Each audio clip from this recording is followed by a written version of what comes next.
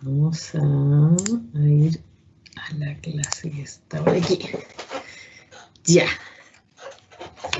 Pucha, les voy a avisar que tuve un solo problema, sí, porque fui a buscar mi celular para poder conectar el Teams en el celular y resulta que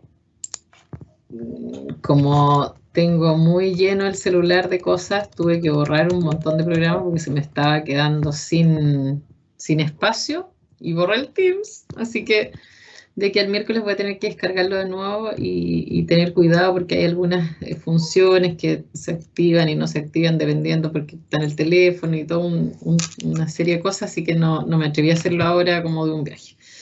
Así que lo único que les pido, porfa, es que si alguien tiene una pregunta y levanta la manito, alguien del grupo, si es que no tiene micrófono, me avise, ¿ya? Porfa. Entonces, ¿me escuchan bien? Sí, profe. Súper, ya. Entonces, vamos a este tema que es probablemente uno de los más conocidos por ustedes, que son las diferencias individuales en el apego, ¿ya? Vamos a ir entonces con un poquito de historia para poder ir luego como a las características de cada estilo y ahí, ¿cierto?, irnos metiendo en la profundidad en este tema. Bueno, lo primero, ¿cierto?, como ustedes ya saben, es que existen diferencias en las personas en los estilos de apego que desarrollan, ¿cierto? Entonces, en ese escenario, no funcionamos todos los seres humanos de la misma manera. Por eso que a veces uno tiende a confundirse un poco, ¿no?, con algunas personas, porque, bueno, como todos tenemos distintas formas, o si bien hay grupos similares, ¿no?, uno podría incluso malinterpretar, por ejemplo, las conductas de alguien porque la forma en que manifiestan sus necesidades de apego, por ejemplo, pueden ser muy distintas dependiendo del estilo que tengan, ¿ya? Existen diferencias también en el estilo de apego en el adulto y en el niño. O sea, la forma de manifestarse también es diferente en ambos casos y eso también lo vamos a ver acá un poco más adelante, ¿ya? Y en la actualidad, obviamente, hay distintos instrumentos que permiten medir estas diferencias, ¿cierto? Nosotros, bueno, ustedes leyeron o van a tener que leer, ¿cierto?, la primera parte de un libro que justamente es lo que elaboramos junto con un grupo, un equipo grande, ¿cierto?, como el marco teórico de un instrumento que evalúa apego en el adulto, ¿cierto?, que es el CAMIR, ¿ya? Ahora, ese es uno, hay distintos y efectivamente no solo hay distintos en un rango etario, sino que hay distintos también dependiendo de la edad, ¿cierto?, de la persona que se quiere evaluar, ¿ya? ¿Desde dónde surgen estas diferencias individuales del trabajo de Mary Ainsworth, que era una alumna de John Bowlby, que desarrolló la que aún hoy día, ¿no?, es como la evaluación que es gold estándar en el estilo de apego en los niños, que es la situación extraña, ¿ya? Esta Mary Ainsworth, figura emblemática en el ámbito del apego, que trabajó con Bowlby, realizó diversas investigaciones en el ámbito, ¿cierto? Y su aporte fue y es hasta ahora central en la teoría del apego. La situación extraña es algo que se sigue usando, ¿ya?, sobre todo en la investigación con niños. Ella fue la primera en medir y clasificar las diferencias en las relaciones de apego en la medida que operacionalizó las conductas de los bebés de 1 año, ¿no? O sea, ese fue el rango etario que ella tomó en patrones de conducta específicas relacionadas con distintos estilos de apego, ¿ya? Y para ello fue que ella creó este procedimiento que yo me imagino que muchos de ustedes deben ubicar, ¿no?, pero no puedo no señalarlo, que fue la situación extraña justamente, que es un procedimiento de laboratorio, es experimental y que se usa hasta hoy para justamente medir los estilos de apego en las guaguitas de 12 meses aproximadamente, ¿no? Este es como el momento que más se utiliza, ¿ya? La situación extraña está compuesta por una serie de episodios, momentos, donde se separa a la guagüita de la madre, ¿no? Aquí hay un tema que es importante recordarlo, ¿ya? Dijimos que el sistema de apego se activa ante situaciones de peligro y amenaza, ¿ya? para una guaguita de 1 añito, ¿cierto? Separarse del cuidador principal y quedarse solo o con un extraño es una situación angustiante, ¿no? De peligro, ¿no? Entonces, por eso es que se creó este examen, comillas, de laboratorio para poder ver cómo el niño responde en el fondo frente a esa situación de angustia o de peligro, ¿no? Entonces, en el episodio 1, el experimentador lleva a la madre, ¿cierto? Le ve a una sala, luego la madre y el bebé permanecen solos por 3 minutos en esa sala, que en el fondo es el laboratorio, ¿no? Luego, en el episodio 3, el extraño ingresa a la sala y interactúa con ese bebé, ¿cierto? Luego la madre abandona la sala por 3 minutos si el bebé no llora y por 25 segundos si llora. Miren esto. O sea, si el bebé se queda tranquilo, se puede quedar 3 minutos fuera, si no, vuelve a los 25 segundos. Luego en el episodio 5, ¿no? La madre regresa y el extraño abandona la sala. Calma al bebé, como suele hacerlo, y luego lo deja en el suelo, ¿no? Luego el episodio 6, la madre abandona la sala, deja al bebé solo por 3 minutos si no llora, 25 segundos si llora. Y en el episodio 7 el extraño ingresa a la sala y ofrece contención al bebé, ¿no? En el episodio 8 la madre entra a la sala y ofrece contención al niño. Entonces, el episodio 1 dura 1 minuto, los demás duran 3 minutos, ¿ya? Eso es el procedimiento estándar, es decir, la situación extraña se hace de esta manera, ¿no? Y entonces, lo que vio ya en esa época Mary Ainsworth, que lo observó en términos de que le pareció que había diferencias, ¿no? En los pequeñitos. Luego que se hace toda esta serie de separaciones, se analiza ese video de esa interacción, ¿no? Muchas veces eso se graba y entonces luego hay codificadores que señalan, según la conducta de ese pequeñito, pequeñita, ¿cierto?, cómo sería ese estilo de apego. En estas fotos vemos algunas imágenes de Patricia Crittenden, que es una mujer que siguió desarrollando todos estos temas. De hecho, ya está viva, ahora está un poco mayor. Yo he alcanzado a estar en varios cursos con ella. Ella ha venido varias veces a Chile, bastante. Y en esos cursos ella, bueno, obviamente, ¿cierto?, comparte sus videos, los análisis, etcétera, y entonces en esas imágenes aparece ella justamente analizando estos videos y categorizando justamente a las guaguas, ¿no?, a los niños. Según las evaluaciones de Ainsworth, los niños se clasificaban en 3 grandes categorías, ¿no?, que son las que ustedes probablemente conocen: apego seguro, inseguro evitativo, inseguro ambivalente. El seguro aparece allí la letra B en inglés, porque si ustedes leen paper en inglés lo van a encontrar como belief, ¿no?, que es el apego que tiene confianza en el fondo, ¿no? El inseguro evitativo, que es el avoidant, de evitante, y el apego inseguro ambivalente, que es C de coercitivo, ¿no?, que es coercitivo, ¿ya? Entonces, ¿sí? Disculpe, ¿le puedo hacer una consulta? Sí, claro. Aquí ya está bien que uno va haciendo la situación extraña como usted lo describió en la diapo anterior, Sí. pero ellos se basan en las reacciones que tiene el bebé en estos episodios para poder clasificarlo en alguno de estos 3 tipos de apego, así como ya si el bebé llora o el bebé se siente seguro o si llora mucho, ¿cómo nosotros podemos saber a través de qué comportamientos tiene el niño para estar dentro de un comportamiento seguro? ¿Qué comportamientos son los que tiene el niño para estar adentro del inseguro evitativo y cosas así? Ahora voy a eso.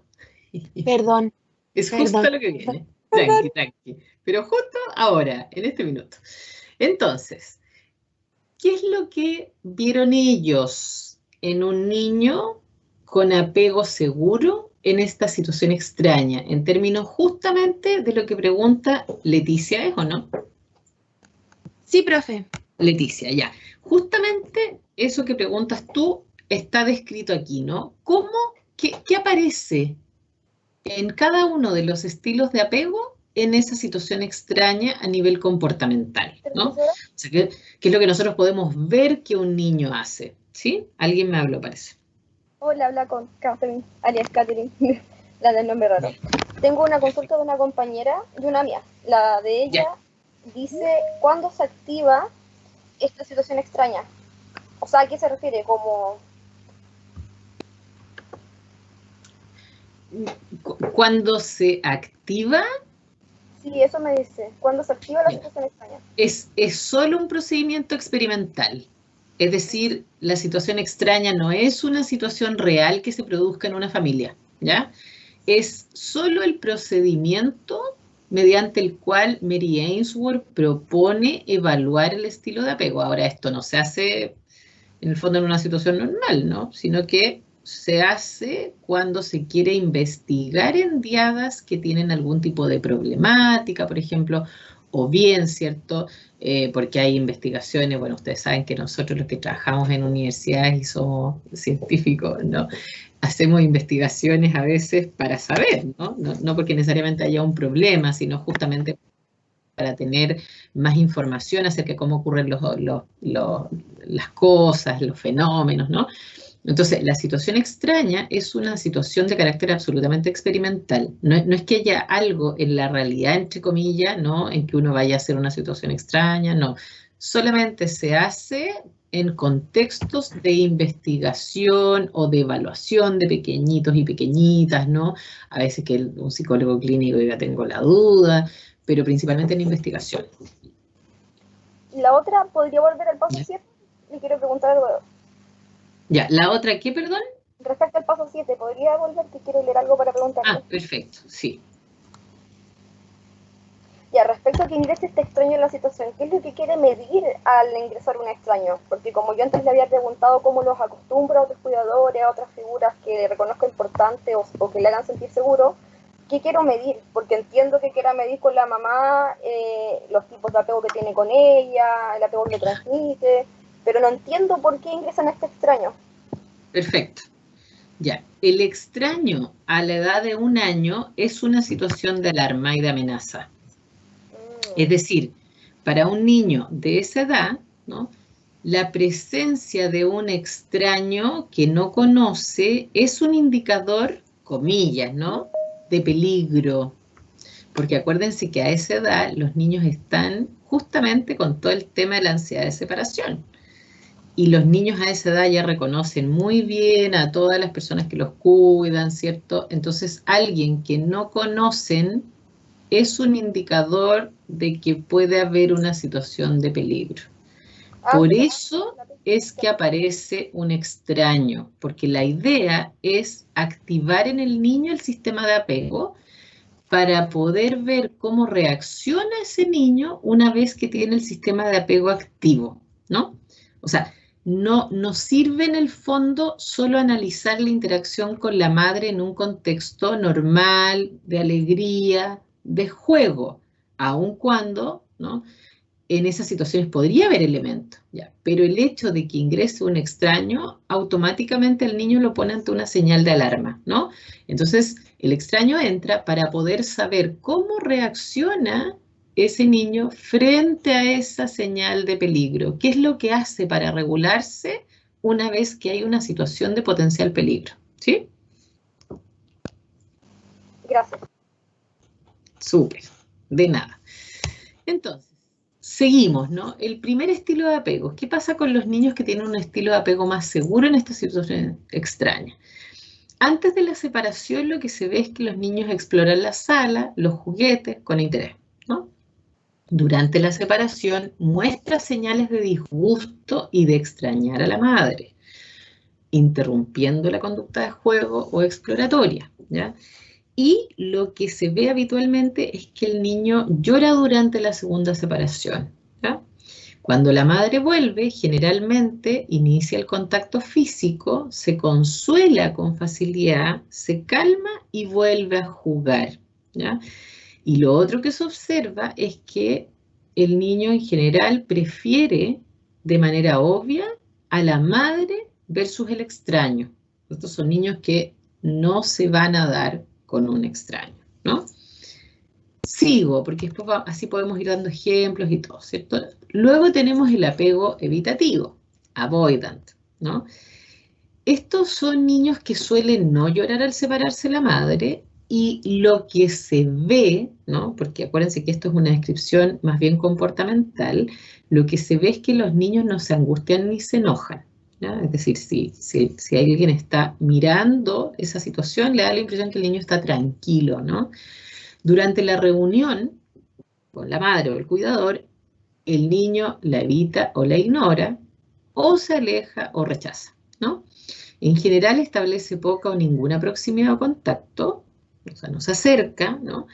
Durante el procedimiento se concentra más en los juguetes o el ambiente y parecen estar más atentos a los objetos inanimados que a las relaciones interpersonales. Es decir, parece más pendiente, ¿no?, de los juguetes, ¿ya? Por último, ¿cómo es Profesora, ¿Sí? tengo una consulta. ¿Esto se hace con niños de qué rango etario aproximadamente? La edad principal es 1 añito, 12 meses. Porque, Perfecto. sí, porque si fueran de 6 meses no funciona por lo que hablábamos delante. En el fondo a esa edad todavía esto del extraño, ¿no? Los extraños todavía a esa edad no producen mayor malestar, ¿no? Y la idea justamente, a propósito de la pregunta que hacía la otra compañera, es que el sistema de apego esté activo para ver cómo reacciona el niño y la niña, ¿ya? ¿Algo más? Escuché. ¿Y hasta qué edad más o menos? Como para delimitar Miren, como es un que rango. ahí hay algunas investigaciones donde han hecho esa misma forma con niños más grandes, 2, 3 añitos. Creo que yo lo he visto incluso con niños de 4 añitos, ¿ya? Pero el rango que es más sugerido en el fondo por los autores es los 12 meses, ¿ya? Algunos lo han hecho con niños un poquito más grandes, pero en general se sugiere ojalá al año más o menos. Eso. Pensé que tal vez me iban a hacer una pregunta en esta línea, pero voy a aclararlo al tiro porque me acordé recién. Nosotros aquí vemos, ¿cierto?, que el niño cuando está el de estilo más evitativo, cuando no llora al separarse la madre, más bien se ve tranquilo, ¿no? No se ve angustiado ni enojado. Pero fíjense que algunos autores han investigado y han puesto algunas mediciones fisiológicas ante la situación extraña, ¿no? Y fíjense que aquí aparece un dato curioso, entre comillas. A mí no me parece curioso porque, bueno, ya llevo tiempo trabajando en esto, ¿no? Pero aquí aparece algo que es importante. Cuando los investigadores le miden a los niños en situación extraña los indicadores fisiológicos, lo que se ve en los niños evitativos es que sus indicadores fisiológicos son de estrés. Entonces aquí ocurre algo importante. Los niños no se ven angustiados ni enojados, ¿no? Es decir, alguien que está solo mirando lo que vemos en concreto a nivel comportamental, nosotros diríamos que es un niño que está tranquilo, ¿no? Pero lo que vemos en su cuerpo sí son indicadores de estrés, malestar, ¿ya? Entonces, Profe, ¿sí? puede ser que estos niños hayan aprendido a no mostrar como la angustia porque los padres quizás no satisfacían esas necesidades. Absolutamente sí. Lo que se ha visto en cuidadores de niños más evitativos, ¿no?, es que tienden a ser cuidadores más rechazantes. Ellos también, ¿no? Es decir, cuidadores que son menos propensos, por ejemplo, a acercarse a los niños cuando están en una situación difícil. Pueden ser cuidadores que ante la conducta de proximidad incluso del niño, ¿no?, lo rechacen, por ejemplo. Entonces, claro, lo que se asume es que probablemente el niño ya aprendió que no es una buena idea acercarse, ¿no? Entonces, si bien el niño internamente tiene elementos de estrés, ¿no?, es decir, le está pasando que probablemente está con angustia, ¿no?, pero en su comportamiento no se refleja, ¿ya? Entonces, esto fue un hallazgo muy importante porque ustedes comprenderán que al principio era como, ya, no le pasa nada, ¿no? No. Bueno, luego cuando entonces empezaron a evaluar los indicadores fisiológicos, entonces sí le pasan cosas, su cuerpo está activado, está como en estrés, ¿no? Pero imagínense, esto es muy importante porque es que un niño ya a los 12 meses es capaz de tener una conducta que no refleja la emoción que puede estar teniendo, ¿no? Entonces, Profe, esto es muy interesante, lo vamos a ver de aquí también porque pasa lo mismo en los adultos, ¿no? Y pasa lo mismo en los adolescentes, que es esto de que los afectos, sobre todo negativos, muchas veces pueden quedar como inadvertidos, ¿se fijan? Y eso es como... es complejo a veces cuando los chicos pasan por situaciones o están con psicopatología, por ejemplo, y nadie lo nota, ¿no? Yo siempre le digo a los alumnos y alumnas, incluso me acuerdo una vez que estábamos en clases de magíster y había una chica que hacía clases, o sea, que trabajaba en un colegio, ¿no? Y comentaba esto como de los niños y niñas más evitativos en un contexto, por ejemplo, sala de clase, ¿no? Y a veces, claro, esta cosa como del niño medio perfecto, ¿no? Que como que no se queja, como que... Entonces, claro, yo les decía, bueno, pero en esos casos también a veces hay que estar muy atentos porque puede que a ese niño algo esté pasando, transitando por algo, y como no se queja, ¿no? Es uno que puede que nadie vea que algo le ocurre, ¿no? Es decir, que ante distintas situaciones reacciona siempre bien, ¿no? Como que todos dicen, oh, de hecho, me acordé, ¿no? Hace algunos años hubo una noticia que apareció en los medios y todo, de un chico en Concepción que, bueno, no sé si ustedes habrán escuchado, porque esto ya además fue hace varios años atrás, yo creo que no. Yo estudié en ¿él se Concepción. suicidó?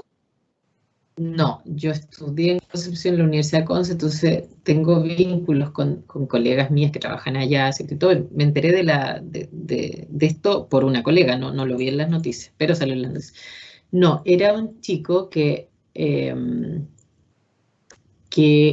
como a los 16 años, sí, a los 16 años, asesinó a la madre, ¿ya? La acuchilló, pero la acuchilló de una manera brutal, brutal, brutal. Fue una cuestión horrible.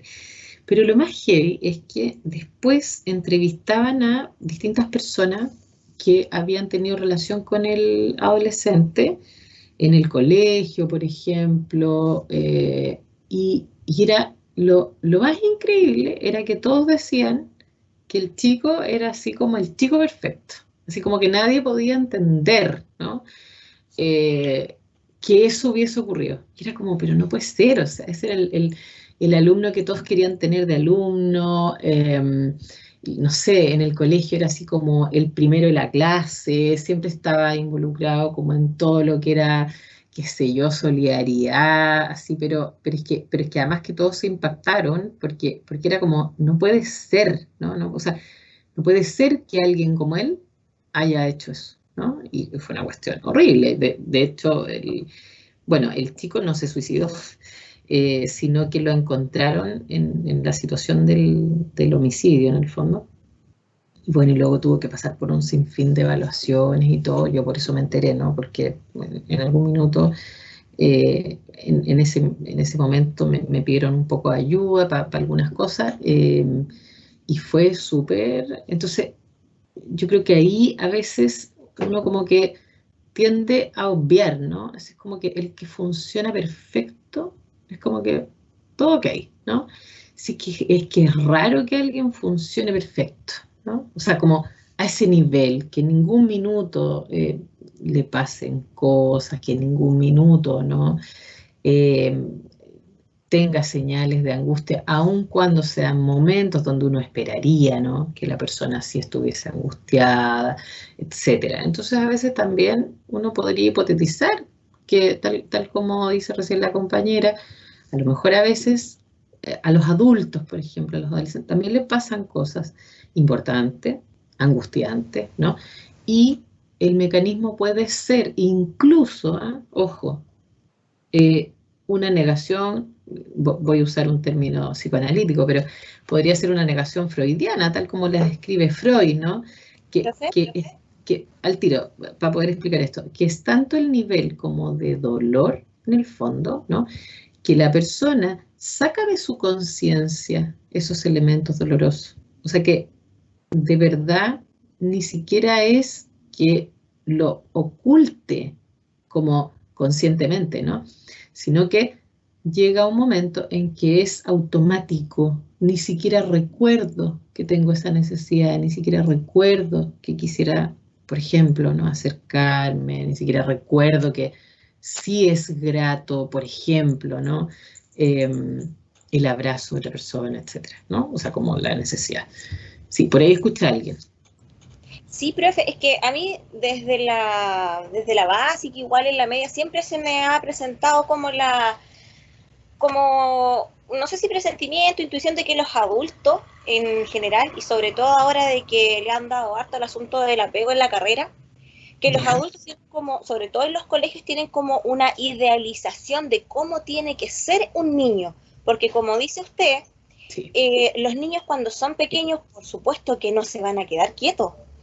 Sí. O sea, un niño anormal es el niño que no habla, el niño que no se expresa, pero lo tienen como, hay una mala interpretación del desarrollo en el ciclo vital de lo que es un niño, tanto los profesores como los mismos padres en los colegios, porque ese mismo niño de 16 años que asesinó a su madre, los mismos profesores, ¿cómo pueden decir de que, claro, era un niño perfecto y que lo hacía todo perfecto?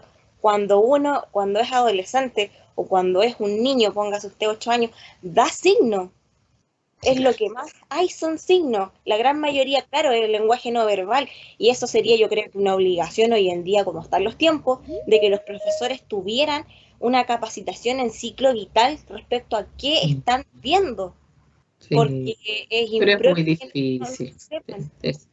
Es muy difícil y es muy difícil también para ellos como profesores porque ellos tienen una parte de la realidad como puntual. Entonces, a veces, primero, no tienen formación en esos temas, ¿no? Muchos de ellos no tienen formación.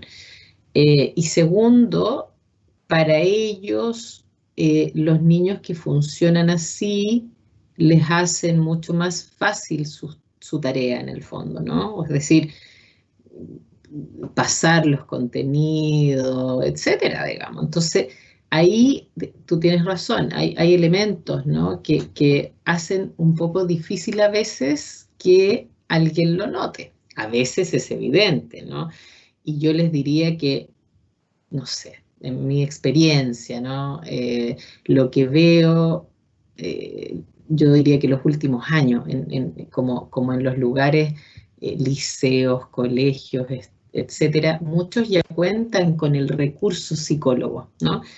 Entonces, los últimos años ha habido una apertura a esos temas, como de psicólogos que trabajan en el contexto escolar, ¿no? Y que van un poco ayudando a que esto ocurra, ayudando a que los profesores estén atentos a otras señales, se fijan, y en mi experiencia, los profesores son como elementos activos en poder eventualmente llamar a los padres o como notar, ¿no? Estas señales, aunque a lo mejor a veces no puedan como interpretarlas, ¿no?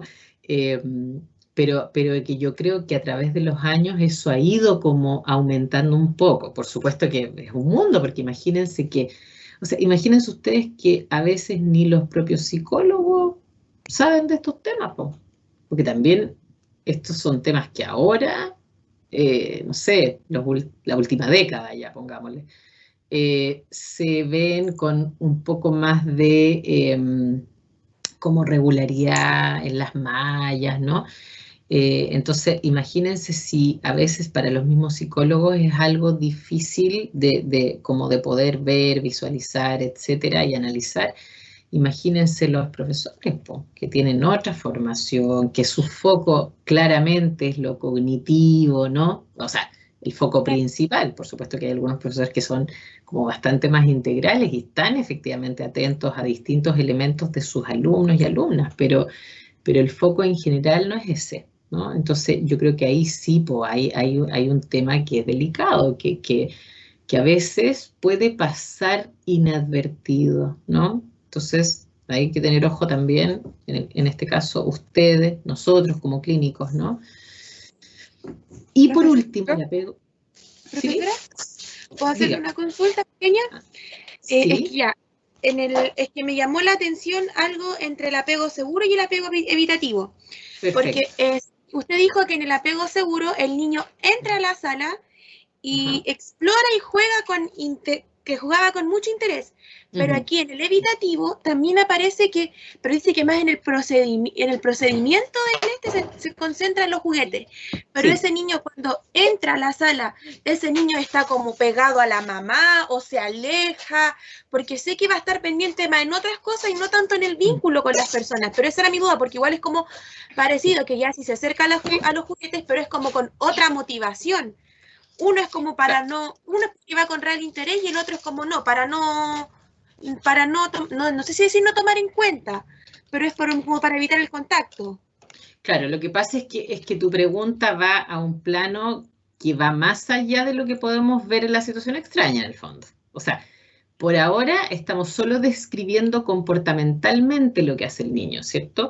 Uno podría hipotetizar eso que dices tú. Quizá el focalizarse en los juguetes, ¿no? O el ambiente, es una forma también de no tener que exponerse, por ejemplo, a la búsqueda del contacto físico con el cuidador.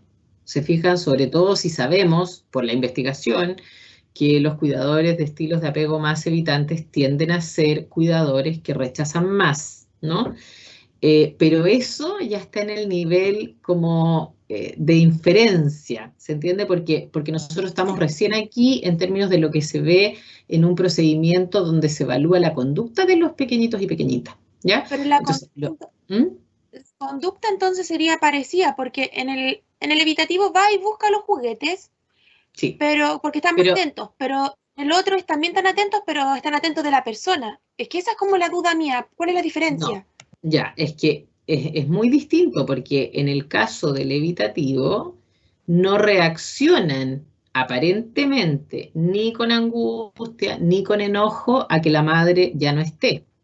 En cambio, en el caso de un niño con un estilo de apego más seguro, claro, el niño explora los juguetes tranquilamente, pero en la medida que se siente seguro. Cuando la madre se va, ¿cierto? El niño reacciona frente a esa separación. Y entonces hay un momento donde ese niño deja de jugar. ¿Se entiende? Entonces la madre vuelve y hay un momento en que el niño va donde la madre, a que lo consuele en el fondo. O sea, me dejaste aquí, ¿no? Me dejaste aquí y qué bueno que vuelves. Me calmo y luego vuelvo a jugar, ¿no?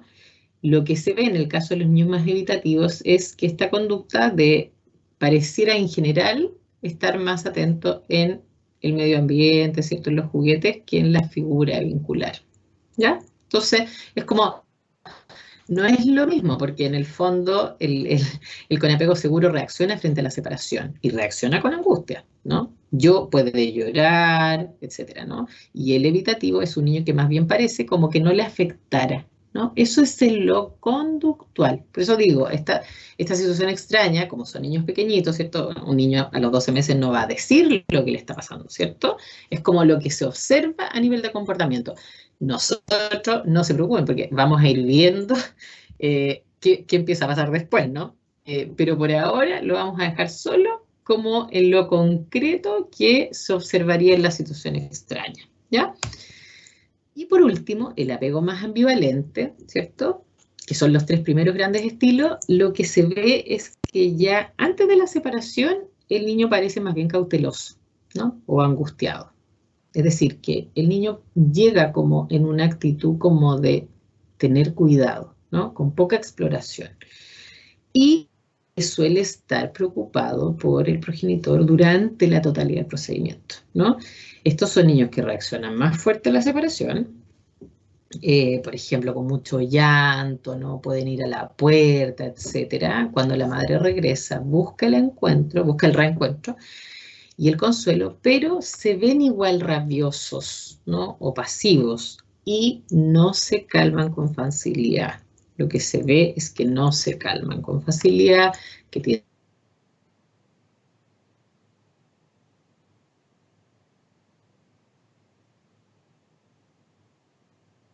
¿no? Entonces, lo que se ve en estos niños de este estilo de apego más bien ambivalente es que muestran un gran disgusto, una gran angustia, ¿cierto? Pero además, aun cuando el cuidador trate de calmarlos, no se ve que puedan volver fácilmente a la calma, ¿no? Entonces, ¿sí? ¿Es como que ellos estuvieran siempre con el sistema de apego activado, por así decirlo, o no? Absolutamente sí. Porque usted dice que llegan como Sí. cautelosos, po. Absolutamente. Y de hecho, lo que se ve, ¿cierto? Y eso está escrito también, lo vamos a ver juntos, a propósito también del estilo de apego adulto, lo que se ve en estos niños y a medida que van creciendo, ¿no? También en los adultos, es una hipervigilancia. Es una hiperactivación del sistema de apego más o menos constante, ¿ya? O sea, tienden a estar muy al tiro, tienden a estar muy centrados en los temas de apego en general. Eso ocurre más en el estilo de apego ambivalente que en ningún otro, ¿no? Y está descrito así en investigación, y insisto, nosotros lo vamos a ver además en términos del apego en el adulto, pero absolutamente sí a la pregunta, muy adecuada la pregunta, ¿sí? Profe, el sistema de activación está siempre en alerta, en estado de alerta. Eso quiere decir que ese bebé, desde el nacimiento o algo así, hizo una percepción del ambiente como amenazante, o sus figuras de cuidado no supieron atender en el momento que el bebé necesitaba como las necesidades del niño, no leyeron las necesidades del niño, porque a mí me llama mucho la atención sí. de la ambivalencia, porque ahí uno se pierde como un poquito, o sea, Sí. Claro, la persona, o sea, el niño siempre está activo y bueno, tiene esa reacción de que es como contigo y sin ti, o sea, la mamá finalmente llega, Sí. pero como no tiene no ha aprendido, no sabe autorregular, entonces es como que fuera todo confuso todo el tiempo. Sí, lo que pasa es que lo que se ha visto en investigación con los cuidadores de los niños con apego más ambivalente es que los cuidadores de estos niños y niñas suelen tener conductas, estoy tratando de acordarme la palabra exacta, pero son irregulares en su forma, es decir, son más bien impredecibles, es decir, en ciertas ocasiones pueden tener una respuesta sensible y en otras no. Entonces, la diferencia entre ambos momentos puede ser mucha. Y entonces el niño o la niña se pierde, no puede predecir la conducta del otro, ¿no? Entonces, ante esta situación como de cambios en la forma de ese cuidador, los niños están constantemente como alerta, ¿no? Porque además, imagínense, si no se puede predecir cuándo va a responder de una manera o de otra, ¿no? Lo que hace el niño es estar todo el tiempo como a la espera, ¿no? ¿Qué va a pasar acá? Entonces, lo que se ha visto en las conductas de esos cuidadores es que ellos son muy inconsistentes en su forma. Por lo tanto, los niños no pueden predecir qué va a ocurrir, ¿no? Fíjense que hay un paper de la Patricia Crittenden que es medio antiguo, que se llama Apego y Psicopatología, donde ella hace una descripción que a mí me parece muy interesante, donde ella señala que los estilos de apego en lo concreto, ¿no? Tienen mucho que ver con la forma que describe Skinner de los condicionamientos operantes. Entonces lo que dice es que en el caso de los niños con apego más ambivalente, les han tocado cuidadores inconsistentes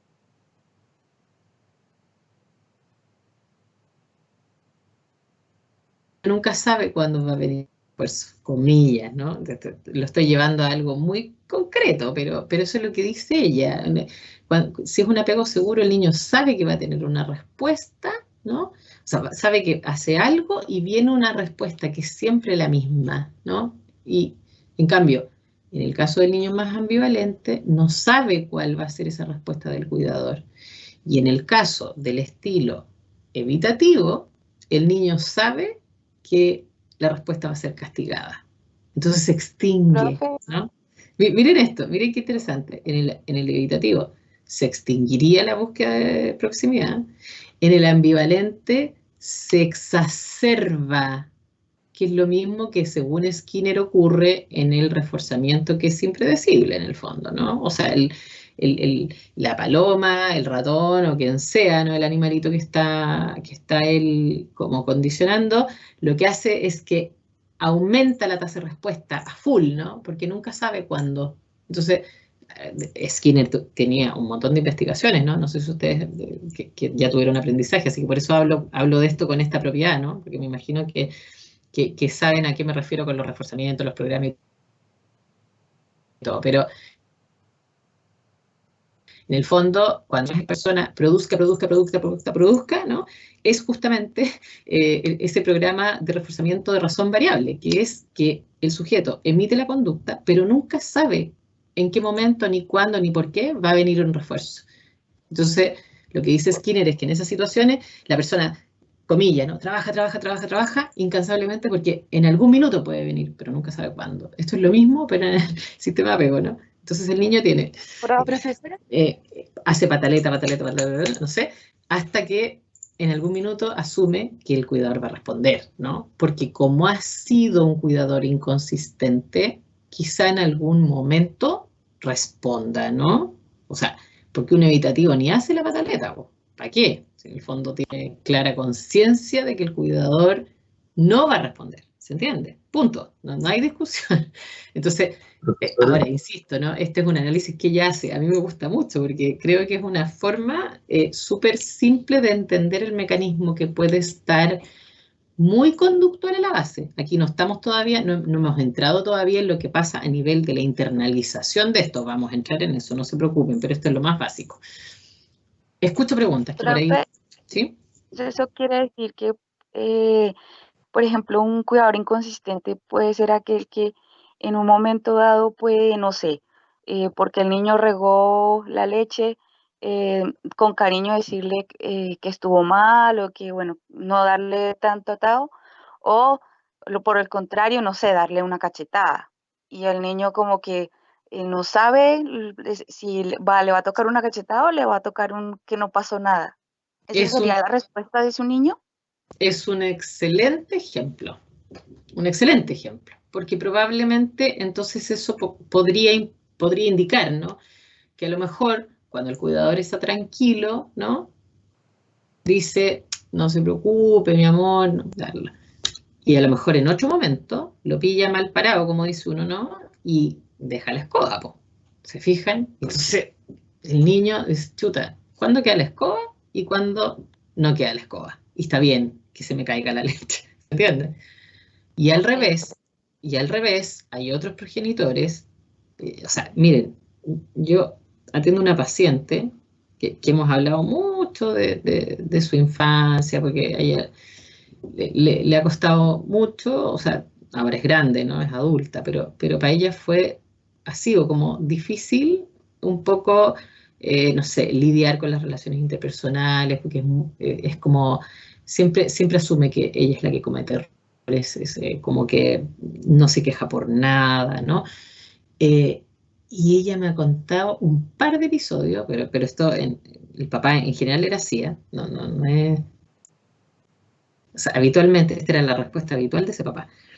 Pero, por ejemplo, me contaba que el papá era súper poco tolerante con los errores. Donde dijiste lo de la leche me acordé, porque la verdad es que no es que tenía ese ejemplo justamente en mi cabeza.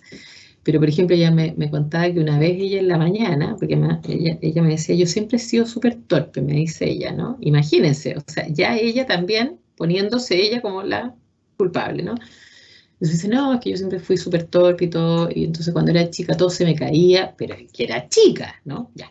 Pero ella me lo cuenta así. Entonces me dice, y una vez me acuerdo, me dice, que estábamos por salir al colegio y se me cae la leche en la ropa, ¿no? Me dice, y mi papá se enojó tanto, me dice, que me dijo, tú te quedas acá y no vas al colegio y te quedas encerrada todo el día. Y se fue con la otra hermana al colegio y a la chica la dejó encerrada todo el día porque se le había caído la leche. Y otra vez, miren esto, es otra situación que pasó. Otra vez, ella es chiquitita también, ¿no? Encontró unos cheques del papá, ¿no? Chiquitita ella. Entonces, no cachó, obviamente, y se puso a jugar con los cheques y hizo un cheque, comillas. O sea, pescó un cheque que encontró y se puso a jugar y hacerle firme y no sé qué, ¿no? Bueno, cuando el papá llegó, ella me decía, Luzmenia, pero es que era una ira la que él tenía. O sea, una cuestión que yo nunca me voy a olvidar. Me decía ella, ¿no? Hasta el día de hoy. Ella ahora tiene 35 años, digamos. O sea, es grande, ¿no? O sea, ella es grande. Y me dice, ¿sabes que nunca me voy a olvidar que mi papá me dijo, esto no te lo voy a perdonar nunca? Me dice, porque esto no se hace, tú no puedes jugar con esto, esto es mío, los niños no tienen que jugar. Y miren, no le pegó, pero la hizo sentir como la peor hija del mundo, digamos, ¿no? Pero él era constante en eso, siempre, así, muy, ya. Y ahora, grande, adulta, ¿no? Es la que en la pega no comete errores, ¿no? Siempre está como asustada de lo que pueda pasar. No sé, yo me acuerdo, por ejemplo, al principio, ella lleva un rato largo conmigo, así que ahora ya no es tan así, ¿no? Pero yo me acuerdo y yo trabajé con ella eso, por ejemplo, antes cuando trabajaba presencial, ella, por ejemplo, era la que siempre llegaba a la sesión con el dinero. Yo no tengo secretaria, me tienen que pagar a mí los pacientes. Entonces, ella llegaba, siempre se tomaba el tiempo de pasar como fuese a un cajero, ya no me acuerdo ni cómo se llaman, iba a decir cajero electrónico, ya, cajero automático, ¿no? Entonces, ella sacaba el dinero y llegaba. Entonces, a veces me decía, oh, mira, llegué justo porque el cajero, no sé, estaba malo y tuve que pasar a otro, así que me demoré un poquito, pero... Y muy urgida, ¿no? Siempre. Entonces, yo después trabajé con ella eso, porque eso no es un todos, ¿no? Algunos se atrasan, les da lo mismo, otros tengo que decirle, oye, ¿sabes qué? No está hecho el pago, etcétera. Pero ella sí, ¿no? Como reloj, y nunca se atrasaba, nunca nada, porque yo también me convierto en una, ¿no? Que en su mente podría reaccionar rechazándola de una manera importantísima si ella comete un error, ¿no? Así son las relaciones terapéuticas también, ¿no? Las personas desplegamos en las relaciones con otros y otras desplegamos lo que ya aprendimos, porque yo no tengo cómo saber que el mundo puede funcionar de otra manera, ¿se entiende? Y ahí entran esto que alguien me preguntó al principio hoy día, que son los modelos operantes internos, que lo vamos a ver con mucho detalle, pero que tienen que ver con un concepto que se refiere a que uno forma esquemas cognitivos y afectivos y motivacionales en su mente, ¿no? Que están dados por el contexto de lo que uno vivió. Esos esquemas a mí me orientan en función de cómo tengo que hacerlo. Entonces ella creció en una familia donde los errores eran castigados furiosamente, ¿no? Ya. Ella no puede imaginar que a lo mejor hay escenarios en los que eso no es así, ¿se fijan? Entonces ella entra en una relación con otra persona, en este caso conmigo, que soy su terapeuta, y entonces ella también asume que ella no puede cometer errores, ¿no? Entonces tiene que llevar la plata sí o sí, tiene que llegar a la hora sí o sí, porque si no yo no la atiendo, ¿no? Etcétera, hay una serie de cosas. Entonces, chuta, esos esquemas que ella formó durante su trayectoria, ¿no? Infancia, adolescencia, etcétera, ahora que es una adulta, aparecen nomás. Ni siquiera, no es porque ella lo piense, ¿eh? Ojo, esto no es, todo esto que estamos viendo no es algo que las personas tengan que detenerse a analizar. Esto chiquillos y chiquillas, ocurre, punto. El que funciona así, ya está, se acabó. No anda pensando, oye, qué raro cómo reaccioné. No, porque, o sea, salvo que sea un estudiante de psicología, ¿cierto? Ahí tenemos, pero porque uno se mete en estos temas, pero la gente típica, comillas, ¿no? La gente típica es nomás, po, no anda pensando, ¿y por qué reacciona así? ¿Y por qué ando? ¿Y por qué me enojé tanto? ¿Y por qué? Ay, ¿y por qué, no sé, no me gusta acercarme a nadie? Sí, bueno, porque así soy yo nomás, punto, ¿se fijan? Entonces, aquí hay una construcción mental posteriormente de todo esto que estamos hablando. O sea, los modelos operantes internos son esquemas que yo ya elaboré en el fondo. Y yo, frente a las nuevas relaciones en las que entro, yo también activo esos mismos esquemas y asumo que esos que están a mi alrededor van a ser como esos a los que yo estuve acostumbrado a estar. Punto. No hay un análisis, no. Insisto, salvo que haya una situación particular. Si no, las personas se levantan todos los días en la mañana y son como son, ¿se entiende? Es más, cada uno de nosotros, ustedes, yo, ¿cierto? Y todas las personas que conocen, se levantan cada día en la mañana y la mayor parte de las veces se sienten de esa manera siempre, y eso está muy bien. O sea, en el fondo, si yo tiendo a ser más evitativo, evitativa, ¿no? Yo me levanto todos los días con la sensación de que puedo hacer todo sola, que no necesito a nadie, que moleste a tener que depender de otros o molestar a otros, ¿no? Que eso como de andar abrazándose, de andar como tocándose, no, eso no, ¿no?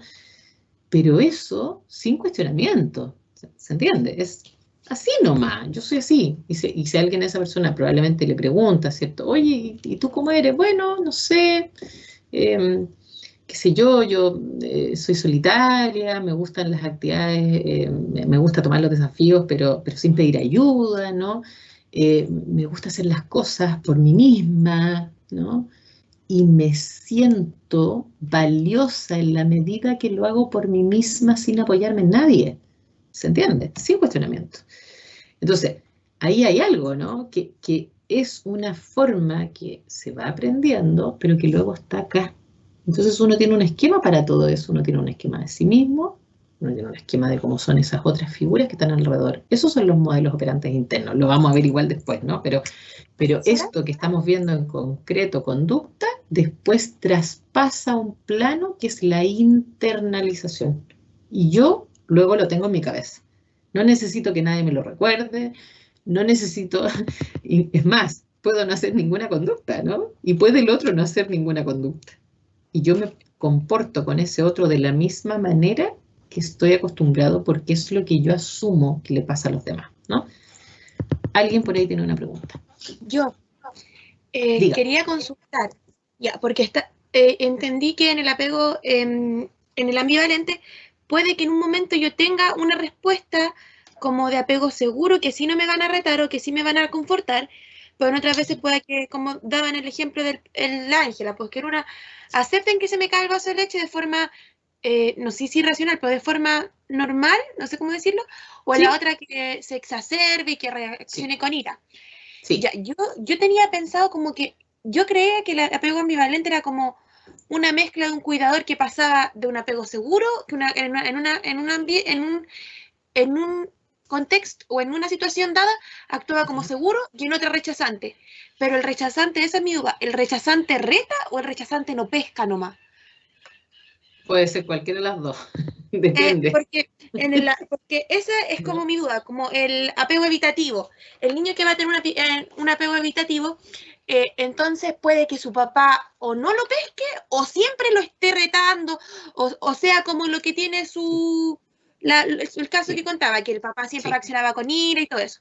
Entonces, se puede decir que el ambivalente es cuando el cuidador actúa en cierta situación como un apego seguro, pero en otra situación como en apego evitativo. ¿O no? Es que no, porque ahí, claro, se supone que el apego seguro, ¿cierto? Se supone que no es inconsistente. Entonces, uno lo podría dejar más bien con que a veces pudiese tener una respuesta más sensible y en otros casos una respuesta muy poco sensible. Ahí sí lo podríamos dejar, ¿no? Y eso hace que la respuesta sea inconsistente. Porque claro, si tú me lo pones, a veces actúa con un estilo de apego seguro y otras con un... Es que es otra la categoría, ¿se entiende? Se supone que el estilo de apego seguro en general tiende a tener respuestas más sensibles con sus hijos o hijas, ¿no? En general. Por supuesto, yo dije adelante que tampoco es que sea siempre igual, ¿no? Pero la tendencia en general es a tener una respuesta más sensible, ¿ya? Entonces, lo que se observa más bien en los evitativos es que a veces la respuesta puede ser... Lo que pasa es que, mira esto, te lo voy a poner en términos del condicionamiento operante de nuevo, porque a lo mejor eso puede también ayudar. El castigo, no sé si ustedes recuerdan que los castigos pueden ser por agregar un estímulo aversivo, ¿no? Que sería el castigo que Skinner le llamó el castigo positivo, ¿no? Ya, pero también el castigo puede ser por quitar un elemento agradable, ¿no? Ya, y ese es el castigo negativo, ¿no? Ya. Entonces, cuando alguien, por ejemplo, ¿no? Reta fuerte a un niño, le dice esto que mostré yo, ¿no? Con mi paciente, entonces es un castigo positivo, ¿no? Es decir, el padre agrega un estímulo aversivo ante el error de la chica, ¿no? Que es gritarle, que es tratarla mal, que es decirle que es, no sé, es tonta, porque cómo se le ocurre hacer eso, etcétera, ¿no? Ya. Y tú dijiste también, bueno, y puede ser que esa persona no pesque, también, porque ese es un castigo negativo, ¿no? Entonces, la otra variante del castigo es que el niño, por ejemplo, se esfuerza en hacer algo, ¿no? Y ese cuidador no pesca, como decías tú, es que no entrega ningún elemento agradable, ¿no? Quita ese elemento agradable, entonces no le dice, ¡ay, qué rico!, ¿no? No pesca nomás. Entonces, se fijan que finalmente igual es un castigo, entre comillas. Lo que pasa es que en el segundo caso, el castigo es que no se entrega ningún estímulo agradable. Entonces, en general, ¿cierto? En el caso de los cuidadores más bien evitativos, están más cercanos a eso. Y en el caso de los cuidadores ambivalentes, las respuestas pueden ser distintas en distintos momentos, en que el niño no puede como predecir cuándo va a ser, ¿no? Porque miren esto, un cuidador, les voy a dar otro ejemplo, un padre, hoy pucha, me viene a la mente el ejemplo de una chica que se los voy a dar. Hace un tiempo atendí a una chica que me llegó en realidad por algunos duelos que ella tenía en su vida que habían sido muy terribles, muy dolorosos. Entre ellos se le había muerto un hermano joven.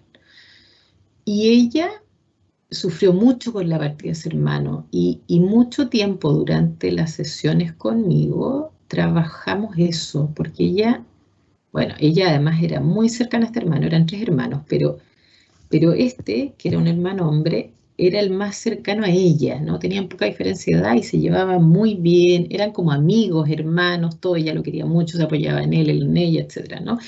Bueno, el hermano falleció en un accidente automovilístico de terror, así, muy, muy doloroso, y ella quedó muy mal después de ese fallecimiento.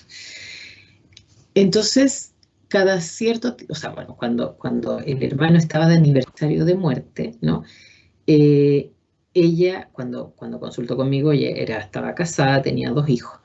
Y cuando era el aniversario del hermano, ellos siempre hacían todo un rito, ¿no? Iban a misa, luego iban al parque el día de, como el aniversario, ¿no? Cada vez que se cumplía un año. Bueno, para ella ese era un día muy difícil, una semana muy difícil, a veces un mes difícil, ¿no? Porque porque ella echaba mucho de menos al hermano y efectivamente le costaba, tenía como un duelo patológico, podríamos decir nosotros, en términos de que ella pasó como el primer año, entre comillas, que es el que uno en el fondo diría ya, ¿no? De un periodo, algunos dicen que 2 años incluso, ¿no? Ella ya había pasado ese periodo y ella le costaba mucho, mucho reponerse de esa situación. Entonces un día me cuenta, ¿no? que ella se estaba preparando para ir, pónganle ustedes que a la misa, y luego iban al parque, ¿no? Entonces ella se estaba preparando en el baño y se le cayeron sus lágrimas, porque en el fondo ella se ponía triste, ¿no? Imagínense, el día de aniversario, o sea, se conmemoraba un año más de la partida de este hermano. Entonces uno de sus 2 pequeñitos la vio, ¿no? La vio y se acercó y le dijo, mamá, y dijo, ¿qué te pasa? ¿Tienes pena? Una cosa así. Entonces la mamá le dijo, no, a la mamá no le pasa nada, solo que me estoy arreglando, así que voy a cerrar aquí y espérame afuera porque yo estoy en el baño, ¿no? Y él sacó al niñito y ella se quedó dentro del baño, ¿no? Entonces, bueno, yo a propósito de eso le pregunté, y le dije, pero, no sé, pues, y ese día, que era el aniversario, ¿cómo haces con tus hijos? ¿Les cuentas? ¿Les dices que viene el día? No sé, ¿hablan de eso en algún minuto? No, me dice ella. Ya, pero el día anterior, no sé. Porque además, obviamente, para ella es un mes entero que anda mal, comillas, ¿no? O una semana que anda melancólica, se echa de menos el hermano, ¿no? Y viene la fecha. Las fechas en general, los duelos son importantes. Entonces, yo le digo, bueno, pero a lo mejor el día antes, no sé, qué sé yo, tomando once, almorzando, no sé, ¿sabes? Aparece eventualmente el tema que al día siguiente van a ir a esto, que, ¿cómo es eso? No, nada, me dice ella, es que yo no hablo de eso con mis hijos. Pero además, él la vio ese día, ¿se entiende? Él la vio que estaba llorando en el fondo. Entonces él va, le pregunta y ella dice, no, no me pasa nada, tranquilo, yo voy al baño y cierro la puerta, ¿no? Y lo deja afuera. O sea, el niño se dio cuenta que a su mamá algo le pasaba. Los niños además son muy perceptivos con los padres. Entonces, se fijan que ahí hay una inconsistencia importante, porque ella no puede hablar de eso con él, no le dice, pero él sabe que la vio mal. Entonces, no solo no habla, sino que dice, no, no pasa nada, la mamá está súper bien, ¿no? Ya, esa reacción es inconsistente. ¿Cómo puede entender el niño eso? No puede entenderlo. Entonces ya no sabe cómo predecir a la madre. Entonces, porque la madre un día se le caen las lágrimas y nadie entiende por qué. Y él tampoco puede codificar eso, ¿no? Entonces, probablemente alguien que tiene un estilo más seguro, ¿no?, de apego, probablemente lo que haría es hablar de eso, ¿no?, con sus hijos, explicarles, anticipar la situación, decir, no sé, ¿sabes qué? La mamá está triste, está muy triste, ¿no? Porque mañana es un día muy importante, porque mi hermano hace 3 años atrás falleció en un accidente muy difícil y la mamá tiene tristeza porque lo echa mucho de menos. Y es más, podría llorar la mamá, ¿no? Es más, el hijo podría acompañarla, ¿no? Porque le duele, porque es normal que uno tenga pena en una situación como esa, ¿se fijan? Y eso encima le ayudaría a ese niño a saber que la tristeza es una emoción que es parte de la vida, que se puede hablar de eso, que él también puede tener tristeza porque ve a su madre triste, que él puede tener tristeza porque no conoció a su tío y la mamá lo quería mucho, bla, bla, bla, bla, etcétera, ¿no? O sea, miren, es un mundo, porque incluso él podría asumir que entonces cuando él tenga pena también le puede contar a la madre y llorar con ella. Miren, que es un mundo, ¿no? Porque, insisto, yo me estoy tratando de ir por ahora a lo concreto, porque de ahí nos vamos a lo complejo, ¿no? Entonces, se fijan que la forma en que ese cuidador responda tiene un impacto en ese niño o niña, ¿no? Tiene una muestra de cómo se procesan las cosas, o sea, es algo que va haciendo estos esquemas internos, que son estos modelos operantes, ¿no? De cómo soy yo y de cómo funcionan esas figuras de apego. ¿Están o no disponibles? ¿Las entiendo? ¿Son extrañas porque a veces me quieren, otras veces me odian? no sé cuándo puedo confiar, entonces mejor no lo hago, o mejor lo hago más para que en algún minuto responda, ¿no? Entonces, eso va generando estos modelos internos, donde yo hago estos esquemas, finalmente, de cómo es el mundo, ¿se fijan? De cómo es, porque las relaciones interpersonales son muy importantes para todos. Entonces, es como, yo me hago el mundo así, pues. Según lo que yo viví, me hago el mundo. Si soy niño, no puedo tener otro mundo. Fíjense que eso en parte es algo de lo difícil que ocurre en la adolescencia, que no ocurre en la infancia, que es que mientras el niño es chiquitito, no sé, o sea, mientras todavía no entra en la adolescencia, el niño tiene pensamiento concreto y su familia es todo, ¿no? Cuando el niño entra en la adolescencia, lo que además viene aparejado con el pensamiento abstracto, es decir, que yo puedo pensar, analizar, etcétera, etcétera, comparar y todo eso, ¿no? Además, el niño sale al mundo y entonces ahí el niño dice, oh, esto no era como yo pensaba. ¡Oh! Hay familias así, hay familias así. Y uno dice, oh, chuta. Y ahora además puedo pensar, puedo tratar de entender y por qué ocurre esto y por qué ocurre así. Y a lo mejor las explicaciones que se le dieron ahora no las va a encontrar que correspondan, ¿no? Las va a juzgar y va a decir, ah, y a mí siempre me dijeron esto y era lo otro, ¿no? Entonces, por eso que la adolescencia también es un periodo tan complicado, ¿no? Por último, quiero terminar hoy día con el último estilo de apego que lo describe posteriormente Mary Main, que es la mujer que está acá. Se me fue el puntero, déjenme ponerlo de nuevo, opciones de puntero láser.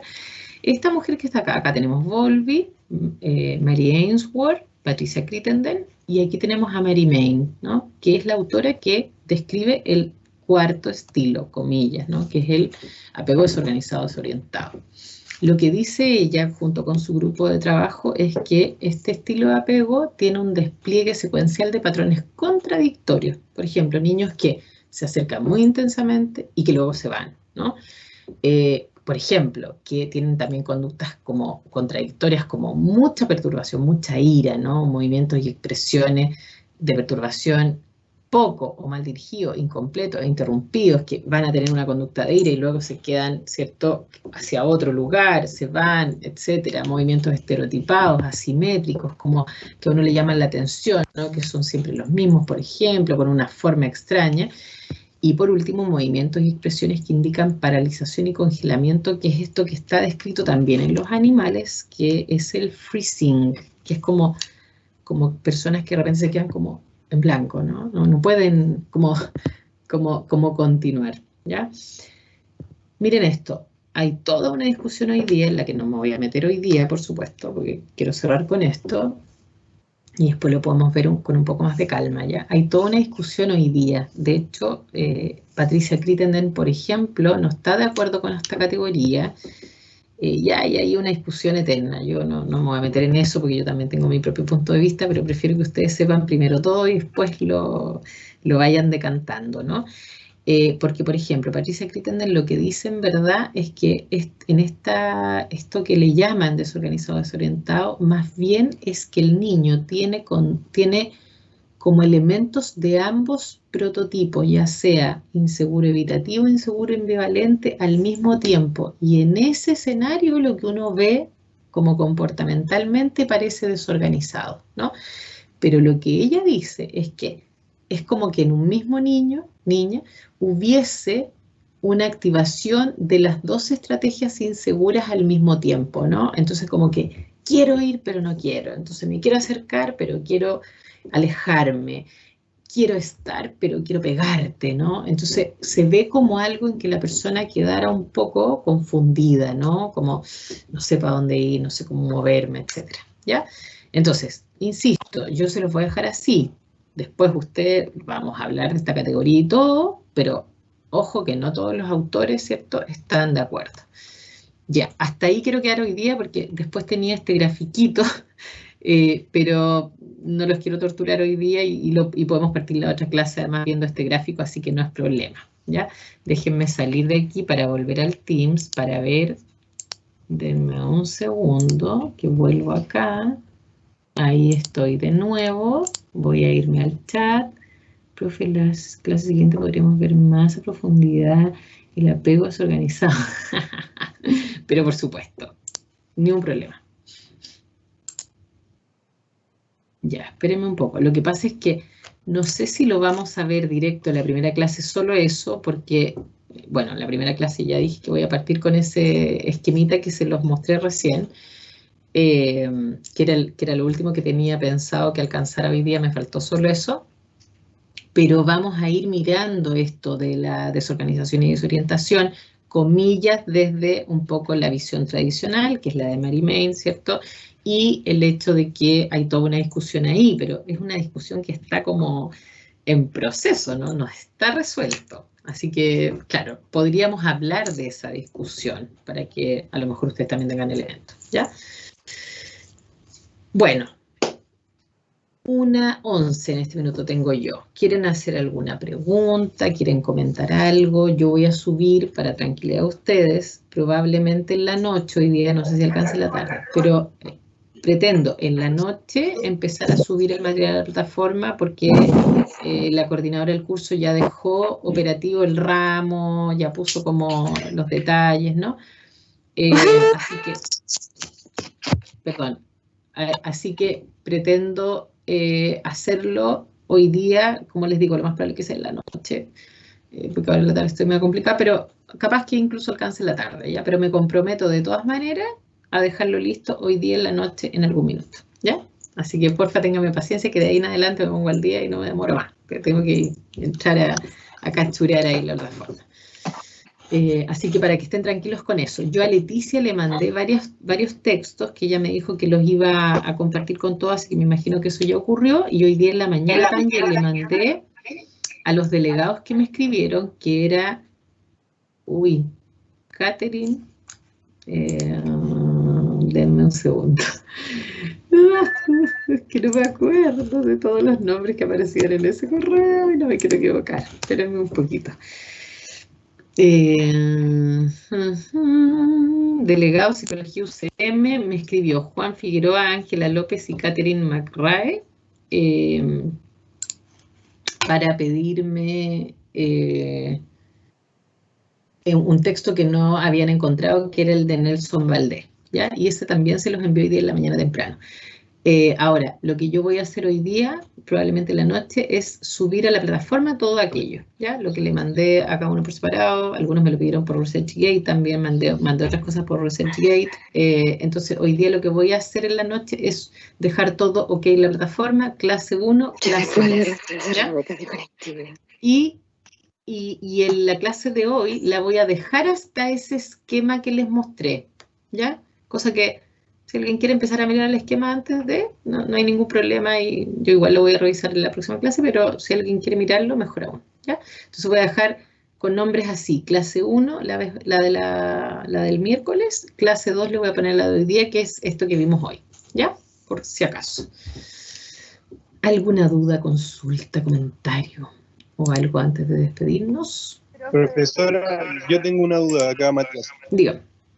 Matías, parece. ¿Sí? No me quedó muy claro, si me puede dar un breve ejemplo de la diferencia entre el apego ambivalente y el desorganizado. Ya.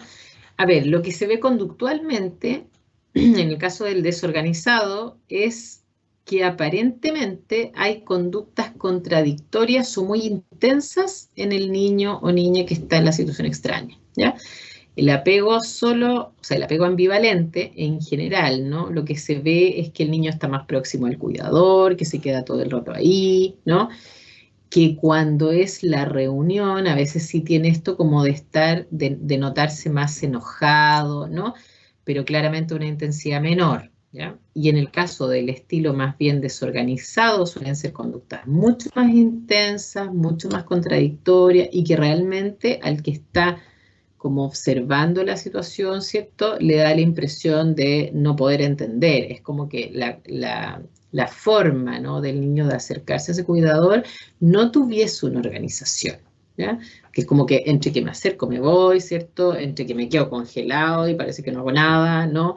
Entre que hago movimientos estereotipados. Hay niños, por ejemplo, que hacen esto del rocking, ¿no? que es que se mueven su cabeza, algunos se pegan, ¿no? Parecen conductas como de más intensidad, ¿ya? Lo que yo les decía que algunos autores dicen, como Crittenden, por ejemplo, es que más bien a ella lo que le parece es que son niños que tienen como una aplicación de distintas estrategias distintas al mismo tiempo y por eso parece desorganizado, ¿no? Esas son como las características principales, Matías. Gracias, profe. Y en cuanto al rol, al rol del cuidador. Lo que se ha visto. Sí. Lo que se ha visto a su vez en cuidadores de niños que tienen esas características suele ser, pero esto no es concluyente, ¿ya? Así que no lo tomen como como lineal, ¿no? Pero lo que se ha visto y algunas de las cosas que se han reportado, porque las investigaciones además no son concluyentes. Entonces, algunos, por ejemplo, han asociado los traumas no resueltos en los cuidadores. Entonces, que aparentemente los cuidadores de pequeñitos así tienen traumas muy potentes sin resolver, ¿ya?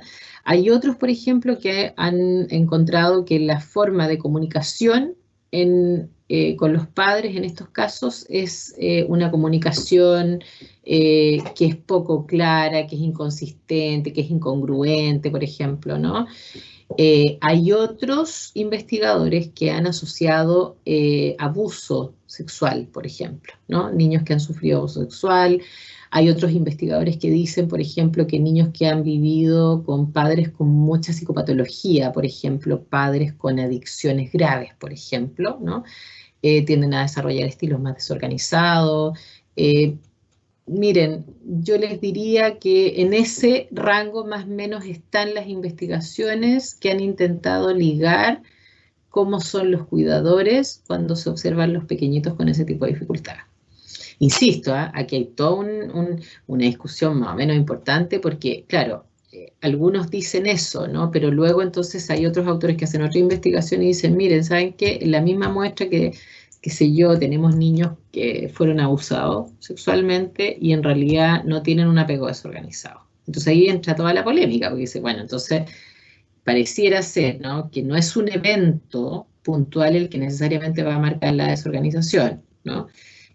O lo mismo, niños, por ejemplo, que han sido criados por cuidadores que tienen psicopatología más o menos grave, por ejemplo, alcoholismo, ¿no? Y que tampoco tienen un estilo de apego desorganizado. Entonces, ahí, por eso digo, hay una discusión que es como súper compleja, pero si tú me preguntas en concreto lo que se ha visto asociado, no determinantemente, solo asociado, las investigaciones muestran algunos de esas temáticas. Gracias, profe, que esté muy bien. De nada. Ángela tiene, Catherine y Ángela veo que tienen una manito. Profe, yo tengo dos dudas muy concretas del Yes. texto. Me surge uno, ¿una persona puede ser evitativa y ambivalente al mismo tiempo? Qué interesante. ¿A qué edad? En la adultez. Ya, lo que pasa es que en la adultez, a ver, ahí esa pregunta tiene muchas cosas que aclarar. Primero, vamos a decir lo clásico. Hay un grupo de autores que señalan que nosotros en la adultez tenemos un patrón predominante, ¿ya? Es decir, hay un grupo de autores que señalan que cada uno y cada una de nosotros tendría un patrón que predomina sobre los demás, ¿ya? Y entonces, según eso, estaríamos categorizados, entre comillas, como con el predominio de uno de ellos, o seguro, o ambivalente, o preocupado, ¿ya? Luego, hay otros autores que dicen que pueden coexistir dos estilos, por ejemplo, ¿no? Es decir, que una misma persona podría tener dos estilos al mismo tiempo, ¿ya? Y eso está de la mano con una discusión a propósito de los modelos operantes internos, que lo vamos a ver la próxima clase. Entonces, pareciera que algunos lo que dicen es que podemos tener distintos modelos operantes internos, ¿no? Entonces, por ejemplo, que si nos ha tocado estar en relación con un padre y una madre que a su vez tienen distintos estilos de apego, a lo mejor nosotros vamos a tener también distintos modelos operantes internos y vamos a tener esto como, pucha, por un lado, ¿cierto? Lo que vi es que mi padre, por ejemplo, tiene un estilo seguro y mi madre no, ¿ya? Entonces, lo que se ha visto en la adultez, en investigación, es que ocurre que a veces las personas, por ejemplo, en los instrumentos de evaluación de apego, tienen puntajes altos en ambas categorías, es decir, tienen puntajes muy altos, más allá de la norma, ¿no? de lo típico, comillas, de lo normal, de lo esperado, para su rango etario, para lo que sea, que tienen puntajes muy altos en ambos prototipos de inseguridad, que es lo que tú preguntas. Es decir, personas que tienen muy alto puntaje en evitación y personas que tienen muy alto puntaje en ansiedad, ¿ya? Si eso ocurre es porque esa persona efectivamente tiene elementos de ambos estilos de apego, ¿se fijan? Y en un alto puntaje, es decir, que contestan características de ambos estilos de apego al mismo tiempo, ¿ya? Si ustedes me preguntan a mí, y yo voy a contestar aquí mezclando mi experiencia clínica, mi experiencia vital, mi experiencia de investigación y todo junto, ¿no? Si ustedes me preguntan a mí, nosotros, por ejemplo, con el instrumento que nosotros validamos en Chile, que es el CAMIR, que en el fondo es parte del libro que yo les di de lectura obligatoria, creo que es los primeros capítulos, no me acuerdo. Si ustedes me preguntan a mí en investigación, por ejemplo, nosotros lo que hemos encontrado con ese instrumento, porque en el fondo yo voy a dar una opinión como basada en algo muy concreto, ¿no? Y estandarizado, porque yo también tengo mis propias ideas, pero les voy a contestar primero como desde lo que yo he investigado con los estándares que la ciencia, entre comillas, nos exige, ¿no? Si yo les comento un poco a raíz de las investigaciones que nosotros como equipo hemos hecho, yo les puedo decir que en población normal típica, me refiero que si uno toma, ¿cierto?, un grupo grande de personas, que nosotros lo hemos hecho ya varias veces, como al azar, ¿no?, en un contexto, no sé, por ejemplo, ya un curso completo en la universidad, de cualquier carrera, ¿no? O hemos tomado un grupo de funcionarios, por ejemplo, el hospital regional, y según el computador los reordena, entonces nosotros vamos ubicando, ¿cierto?, a ciertas personas, pero completamente al azar.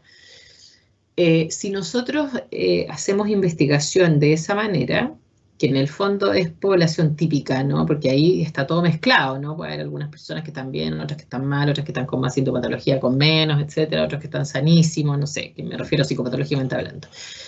Lo que hemos encontrado en esos casos es que la representación de los estilos de apego en esas muestras es como bastante similar a las que a nivel mundial están descritas, ¿no? Que es generalmente más de la mitad de la muestra con estilos de apego seguro. Luego, como en nuestra cultura en general, suele haber más apego ambivalente después y evitativo, más cercanamente a veces, un poco menos a veces el evitativo, ¿no? Y este estilo que tú preguntas, que es personas que tienen al mismo tiempo altos puntajes en el estilo evitativo y ambivalente a la vez, nosotros les llamamos inclasificable en nuestro instrumento, ¿ya? Que vendría siendo algo parecido a lo que originalmente se le llamaba desorganizado, ¿ya? Pero nosotros le llamamos inclasificable. En una muestra típica, en general, el porcentaje de personas que no podemos clasificar es muy bajo y a veces inexistente, ¿ya? Ahora, cuando nosotros hemos tomado muestras clínicas, por ejemplo, en una de las investigaciones que parece que yo se las di de lectura que se llama Estudio Comparativo de los Estilos de Apego Adulto en Mujeres con y sin Depresión. Creo que ese es el título, ¿no? Nosotros en ese estudio tomamos un grupo de mujeres que estaban yendo a psicoterapia en el hospital de Curicó pero ellas pertenecían al programa de depresión, ¿no? En un hospital, es decir, que ya no es atención primaria, no es como las depresiones que llegan a un consultorio inicialmente, ¿no? Son las personas que ya, en el fondo, las sacaron de atención primaria porque requieren tratamientos de mayor complejidad. Ese grupo, nosotros tomamos un grupo de 28, 22, no me acuerdo, mujeres, y las comparamos con población normal, es decir, con mujeres de muestra típica, ¿no? Como similares en sexo y edad, ¿ya? Y en esa muestra, por ejemplo, pero de las mujeres que estaban con depresión, entonces